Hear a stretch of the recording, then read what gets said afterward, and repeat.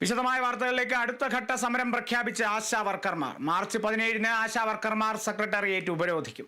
വിവിധ സംഘടനകളുടെ പിന്തുണ ഉറപ്പാക്കിയാകും ഉപരോധമെന്നും സമരക്കാർ വ്യക്തമാക്കി. വിവരങ്ങളുമായി സൂര്യ ഗായത്രി ചേരുന്നു. സൂര്യ, ആശാ വർക്കർമാരുടെ ആവശ്യങ്ങൾ ഇനിയും കണ്ടിട്ടില്ലാത്ത അല്ലെങ്കിൽ കാണാതെ നടിക്കുന്ന സർക്കാരിനെതിരെ വീണ്ടും രണ്ടാം ഘട്ട സമരത്തിലേക്ക് കടന്നിരിക്കുന്നു ആശാ വർക്കർമാർ എന്നുള്ളൊരു ഓർമ്മപ്പെടുത്തൽ കൂടിയാണ് ഇന്നത്തെ ആ ഒരു പത്രസമ്മേളനം എന്ന് പറയുന്നത്.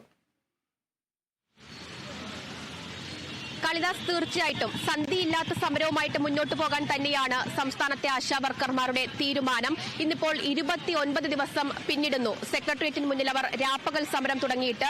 അതിനിടയിൽ തന്നെ മഹാസംഗമം നടത്തി, അതുപോലെ തന്നെ നിയമസഭ മാർച്ച് നടത്തിയിട്ടുണ്ടായിരുന്നു. അതല്ലാതെ വനിതാ ദിനത്തിൽ തന്നെ എല്ലാ മേഖലയിലെ സ്ത്രീകളെയും ഉൾപ്പെടുത്തിക്കൊണ്ടുള്ള ഒരു വമ്പിച്ച സംഗമം ഒക്കെ നടത്തി സമരക്കാർ അവരുടെ പ്രതിഷേധത്തിന്റെ ശക്തി തെളിയിച്ചു കഴിഞ്ഞിട്ടുണ്ടായിരുന്നതാണ്. ഇതിനിടയിൽ തന്നെ 3 മാസത്തെ ഓണറേറിയം സർക്കാർ പ്രഖ്യാപിച്ചതല്ലാതെ അവർ ഉന്നയിക്കുന്ന അടിസ്ഥാന ആവശ്യങ്ങളിൽ മേലുള്ള ഒരു ചർച്ചയ്ക്ക് പോലും ആശാ വർക്കർമാരെ ഒരു തവണ കൂടി വിളിക്കാൻ സർക്കാർ തയ്യാറാകുന്നില്ല. കേന്ദ്ര സംസ്ഥാന സർക്കാരുകൾക്ക് എതിരെ ഒരുപോലെ വിമർശനം ഉയർത്തുന്നുണ്ട് ആശാ വർക്കർമാർ എന്നുള്ളതാണ്. ഇന്നിപ്പോൾ 29ാമത്തെ ദിവസം, നാളെ 1 മാസം സമരം പിന്നിടാൻ പോകുന്ന സാഹചര്യത്തിലാണ് സമരത്തിന്റെ അടുത്ത ഘട്ടം സമരക്കാർ പ്രഖ്യാപിച്ചിരിക്കുന്നത്. സമരം ശക്തമാക്കാൻ തന്നെയാണ് അവരുടെ തീരുമാനം. സമരത്തിന്റെ അടുത്ത ഘട്ടം പ്രഖ്യാപിച്ചു കഴിഞ്ഞു. സെക്രട്ടേറിയറ്റിന് മുന്നിൽ ഉപരോധമാണ് നടത്താൻ പോകുന്നത്. ഈ ഉപരോധമൊക്കെ നടത്തി സമരം വീണ്ടും മുന്നോട്ട് തുടരാനുള്ള തീരുമാനമെടുക്കുമ്പോൾ എന്തൊക്കെയാണ് പ്രതീക്ഷകൾ? ഞങ്ങൾ ഒരു ചർച്ച പ്രതീക്ഷിക്കുകയാണ്. ചർച്ച എന്നുള്ളല്ലോ, ഇതിൻ്റെ ഒരു തീരുമാനം പ്രതീക്ഷിക്കുകയാണ്. 232 രൂപയ്ക്ക് കേരളത്തിലെ ആശാ വർക്കർമാർ ഇനി ജോലി ചെയ്യാൻ തയ്യാറല്ല. ഇത് പ്രഖ്യാപിച്ചുകൊണ്ടാണ് ഫെബ്രുവരി 10-ാം തീയതി സെക്രട്ടേറിയറ്റിന് മുന്നിലേക്ക് ഒരു രാപ്പകൽ സമരവുമായി വരുന്നത്. പിന്നീട് 5-ാം തീയതി ഒരു ചർച്ച എന്ന നിലയ്ക്ക് മന്ത്രി വിളിച്ചിരുന്നു. പക്ഷേ അവിടെ ഒരു ചർച്ചയും നടത്താനുള്ളൊരു യാതൊരു തയ്യാറെടുപ്പും സർക്കാർ നടത്താതെയാണ് വന്നത്. അതുകൊണ്ട് തന്നെ അത് ഒരു പ്രഹസനമായി പോയി. നമുക്കിപ്പോൾ 30 ദിവസം അപ്പം മനസ്സിലാവുന്നുണ്ട് എത്രത്തോളം പ്രഹസനമായിരുന്നു. ഗവൺമെൻറ് ഒരു തരത്തിലും സമരക്കാരുമായി ന്യായമായ ഡിമാൻഡുകൾ ചർച്ച ചെയ്യാൻ തയ്യാറില്ല എന്നുള്ളത് അങ്ങേയറ്റം ജനാധിപത്യ വിരുദ്ധമായൊരു നടപടിയാണ്. ഇതാകട്ടെ, ഇപ്പോൾ ഞങ്ങൾ ഈ കൊടും വെയിലത്ത് ഇത്രയും ഒരു പ്രതിസന്ധി നിറഞ്ഞൊരു കാലാവസ്ഥയിൽ ഞങ്ങൾ വളരെ ഊർജ്ജസ്വലമായി സമരം ചെയ്യുന്നു. പക്ഷേ ഗവൺമെൻറ് പരിഹാരം കണ്ടെത്തിയേ പറ്റുള്ളൂ. അത് ഗവൺമെൻറ്റിൻ്റെ ഉത്തരവാദിത്വം തന്നെയാണ്. അതിനകത്ത് ഒഴിഞ്ഞു നിൽക്കാൻ പറ്റില്ല. അതുകൊണ്ടാണ് ഒരു ഉപരോധത്തിലേക്ക്, സെക്രട്ടേറിയറ്റ് ഉപരോധം എന്ന ഒരു ഉയർന്ന ഘട്ടം സമരത്തിലേക്ക് Kerala ASHA health workers association കടന്നിരിക്കുന്നത്. കേരളത്തിലെ 14 ജില്ലയിൽ നിന്നുള്ള ആശാ വർക്കർമാർ പങ്കെടുക്കും. ഇതിനോടകം ഞങ്ങളെ പിന്തുണച്ച ധാരാളം സംഘടനകളും വ്യക്തികളും സാമൂഹ്യ, രാഷ്ട്രീയ, സാംസ്കാരിക രംഗത്തെ വ്യക്തിത്വങ്ങളും എല്ലാം ഇവിടെ എത്തിയിട്ടുണ്ട്. അവരുടെ എല്ലാം പൂർണ്ണ പിന്തുണ ഞങ്ങളുടെ ഈ പ്രക്ഷോഭത്തിനുണ്ടാവുമെന്ന് അറിയിച്ചിട്ടുണ്ട്. നിങ്ങളെ ഈ അവസ്ഥയിലേക്ക് എത്തിച്ചതിൽ സംസ്ഥാന കേന്ദ്ര സർക്കാരുകൾക്ക് ഒരുപോലെ പങ്കുണ്ട് എന്നുള്ളതാണ്. അത് നിങ്ങളും പറയുന്നുണ്ട്. പക്ഷേ പ്രതിഷേധം അത് സംസ്ഥാന സർക്കാരിനെതിരെ മാത്രമായി പോകുന്നു എന്ന തരത്തിലുള്ള ചില വിമർശനങ്ങൾ കൂടി മറ്റു ഭാഗങ്ങളിൽ നിന്ന് ഉയർന്നു കേൾക്കുന്നുണ്ട്. അങ്ങനെയാണോ? അത്തരം അഭിപ്രായങ്ങളെല്ലാം ഞങ്ങൾ വളരെ പലതവണ അതിനെ വിശദീകരിച്ചു കഴിഞ്ഞു. ഞങ്ങളിപ്പോൾ ഉന്നയിച്ചിരിക്കുന്നത്, ഇന്ന് ഭരിച്ചുകൊണ്ടിരിക്കുന്ന കേരള ഗവൺമെൻറ് 2021 പ്രകടന പത്രികയിൽ അവർ അവകാശപ്പെട്ടതുപോലെ ഈ ഗവൺമെൻറ് അധികാരത്തിൽ വന്നാൽ 700 രൂപ മിനിമം വേതനമായിട്ട് ആശാ വർക്കർ, അംഗൻവാടി അതുപോലുള്ള സ്കീം വർക്കേഴ്സിന് കൊടുക്കുമെന്നാണ് ഞങ്ങൾ അതേ ചോദിക്കുന്നുള്ളൂ. അതുകൊണ്ടാണ് സംസ്ഥാന സർക്കാരിൻ്റെ മുന്നിലിരിക്കുന്നത്. അങ്ങനെ ഒരു വാഗ്ദാനം വെച്ചത് കേന്ദ്ര ഗവൺമെൻറ്റല്ല. മറ്റൊന്ന്, 10 വർഷം മുമ്പ് ഇന്നിപ്പോൾ CITയുടെ നേതാവായിരിക്കുന്ന ശ്രീ എളമരം കരീം നിയമസഭയിൽ പറഞ്ഞത് ആശാ വർക്കർമാർക്ക് 10,000 രൂപ അവർക്ക് ഓണറേറിയം കൊടുക്കണമെന്നാണ്. അങ്ങനെ 10 വർഷം മുമ്പ് പറഞ്ഞെങ്കിൽ ഇന്ന് ഇപ്പോൾ ഈ 11 വർഷം പിന്നിടുമ്പോൾ ഉറപ്പായിട്ടും അവർക്ക് അത് 21,000 രൂപ നൽകാവുന്നതേ ഉള്ളൂ. അതുപോലെ തന്നെ വിരമിക്കൽ ആനുകൂല്യം. മറ്റ് സംസ്ഥാനങ്ങളിൽ, പശ്ചിമബംഗാളിലെ ആളുകൾ പണിയെടുക്കാൻ ഈ കേരളത്തിലാണ് വരുന്നത്. അവിടെ 380 രൂപയാണ് ഒരു തൊഴിലാളിക്കൊണ്ട് കിട്ടുന്ന കൂലി. പക്ഷേ കേരളത്തിൽ 1000-ഉം 1200 രൂപ കിട്ടുന്ന കൂലിക്ക് വരുന്ന ആ തൊഴിലാളി വരുന്ന പശ്ചിമബംഗാളിൽ ആശാ വർക്കർമാർക്ക് റിട്ടയർമെൻറ്റ് ആനുകൂല്യമായി 5 ലക്ഷം രൂപ കൊടുക്കുന്നുണ്ട്. അതുകൊണ്ട് ഞങ്ങൾ അങ്ങനെ ഒരു ചെറിയ തുക ആവശ്യപ്പെടുന്നുള്ളൂ. ഇത് സംസ്ഥാന സർക്കാരാണ് നൽകേണ്ടുന്നത്. സംസ്ഥാന സർക്കാരാണ് എല്ലാ സംസ്ഥാനങ്ങളും നൽകിക്കൊണ്ടിരിക്കുന്നത്, അല്ലാതെ അത് കേന്ദ്ര ഗവൺമെൻറ് അല്ല. നമ്മൾ വെച്ചിരിക്കുന്ന ഡിമാൻഡ് വളരെ കൃത്യമാണ്. അതിനകത്ത് വളരെ വ്യക്തതയുള്ള ഡിമാൻഡാണ്. അതിനകത്ത് ഒരു കൺഫ്യൂഷനില്ല. കൺഫ്യൂഷൻ ഉണ്ടാക്കാൻ ശ്രമിക്കുന്നത് കേന്ദ്ര ഗവൺമെൻറ്റാണ്. കേന്ദ്ര ഗവൺമെൻറ് ചെയ്യേണ്ട കാര്യങ്ങളുണ്ട്. അത് ഞങ്ങൾ വേറെ ആവശ്യപ്പെട്ടുകൊണ്ടേയിരിക്കുകയാണ്. ഞങ്ങളെ ഇവിടെ സന്ദർശിച്ച മുഴുവൻ MP-മാർക്കും ഞങ്ങൾ അത്തരത്തിൽ നിവേദനങ്ങൾ കൈമാറിയിട്ടുണ്ട്. അവരത് പരിഗണിച്ച് ഇന്നിപ്പോൾ പാർലമെൻറ്റിൽ അത്തരം ചർച്ചകൾ നടന്നിരിക്കുന്നു. രാജ്യസഭയിലും അത്തരമൊരു ചർച്ച നടന്നിരിക്കുന്നു. അതുകൊണ്ട് തന്നെ നമ്മുടെ ഈ പ്രക്ഷോഭം നടന്നൊരു സംസ്ഥാന അതിർത്തി കടന്ന് രാജ്യത്തിൻ്റെ മുഴുവൻ ഒരു വിഷയമായി മാറിയിരിക്കുന്ന ഒരു സാഹചര്യം കൂടിയാണ്. മറ്റൊന്ന്, ഈ തുടർച്ചയായിട്ട് നിങ്ങൾക്കെതിരെ അധിക്ഷേപം ഉയർത്തുന്ന CITനെതിരെയും നിയമ നടപടികൾ സ്വീകരിച്ചു തുടങ്ങിയിരിക്കുന്നു നിങ്ങൾ എന്നുള്ളതാണ്. അവരോടും സന്ധിയില്ലാതെ മുന്നോട്ട് പോകാൻ തന്നെയാണ്. തീർച്ചയായിട്ടും. കാരണം ഞങ്ങൾ തുടക്കം മുതൽ അത്തരം അധിക്ഷേപങ്ങളെ, പ്രത്യേകിച്ച് വ്യക്തിപരമായി എനിക്കുണ്ടായ അധിക്ഷേപങ്ങളെ മുഴുവൻ തള്ളിക്കളയാണ് ചെയ്തത്. കാരണം പൊതുസമൂഹം വിലയിരുത്തട്ടെ.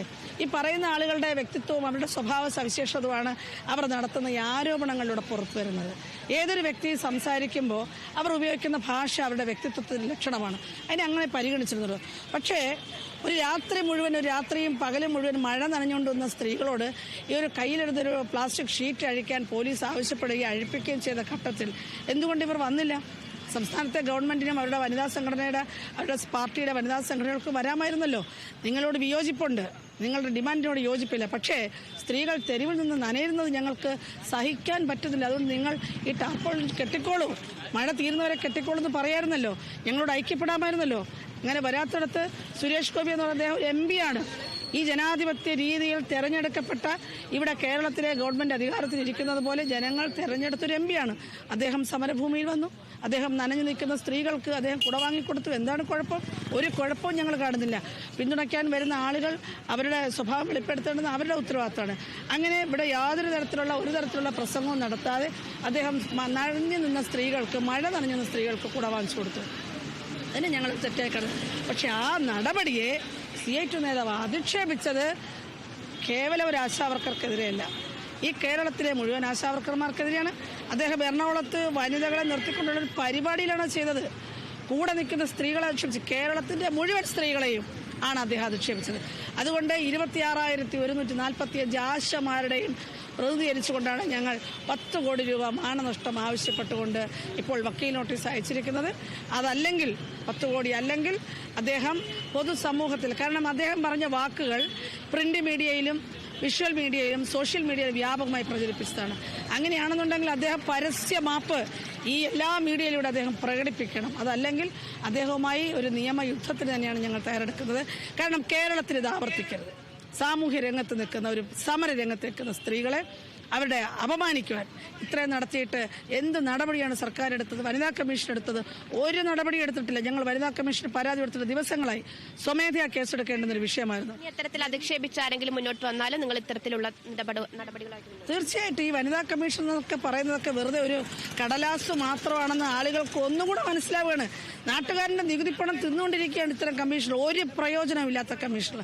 അതുകൊണ്ട് ആ കമ്മീഷന്റെയും സ്വഭാവം വെളിപ്പെടാൻ ഈ ഒരു അവസരം ഉപകാരപ്പെട്ടെന്ന് മാത്രമേ പറയാവൂ. സന്ധിയില്ലാ സമരവുമായിട്ട് ആശാവർക്കർമാർ മുന്നോട്ട് പോകുന്നു എന്നുള്ളത് തന്നെയാണ്. സെക്രട്ടേറിയറ്റിന് മുന്നിലെ രാപ്പകൽ സമരം അവർ തുടരുന്നുണ്ട്. ഇനിയിപ്പോൾ 13-ാം തീയതി ആറ്റുകാൽ പൊങ്കാല നടക്കുന്നുണ്ട്. അത് ഈ സമരവേദിയിൽ തന്നെ പൊങ്കാലയിട്ട് അത് പ്രതിഷേധത്തിന്റെ ഒരു ഭാഗമാക്കി മാറ്റുന്നതിന് വേണ്ടിയുള്ള നടപടികളും ആശാവർക്കർമാർ നടത്തുന്നു എന്നുള്ളതാണ്. സെക്രട്ടേറിയറ്റിന് മുന്നിൽ അവർ ഉപരോധ സമരം നടത്താൻ പോകുന്നു. അതുപോലെ തന്നെ ഈ സമരം അത് മറ്റ് ജില്ലകളിലേക്ക് വ്യാപിപ്പിക്കുന്നതിന് വേണ്ടിയുള്ള തീരുമാനവും ആശാവർക്കർമാർ എടുത്തിട്ടുണ്ട് എന്നുള്ളത് തന്നെയാണ് ഏറ്റവും പ്രധാനപ്പെട്ട കാര്യം. നാളെ ആശാവർക്കർമാരുടെ തലസ്ഥാനത്തെ രാപ്പകൽ സമരം തുടങ്ങിയിട്ട് 30 ദിവസത്തോളം എത്തുന്നു. ഈ വീണ ജോർജ് ആദ്യ ദിനം ഒരു യോഗത്തിന് ഇവരെ വിളിച്ചതല്ലാതെ മറ്റ് ഒരു യോഗത്തിനും ആശാവർക്കർമാരെ വിളിക്കുകയോ അവർക്ക് എന്താണ് പറയാനുള്ളതെന്ന് കേൾക്കാൻ തയ്യാറാകുകയോ ചെയ്യുന്നില്ല എന്നുള്ള പരാതിയാണ് ഇവർ ആവർത്തിച്ചു പറയുന്നത്. കൃത്യമായിട്ട് അവർ ഇപ്പോഴും പറയുന്ന 3 ആവശ്യങ്ങളുണ്ട്.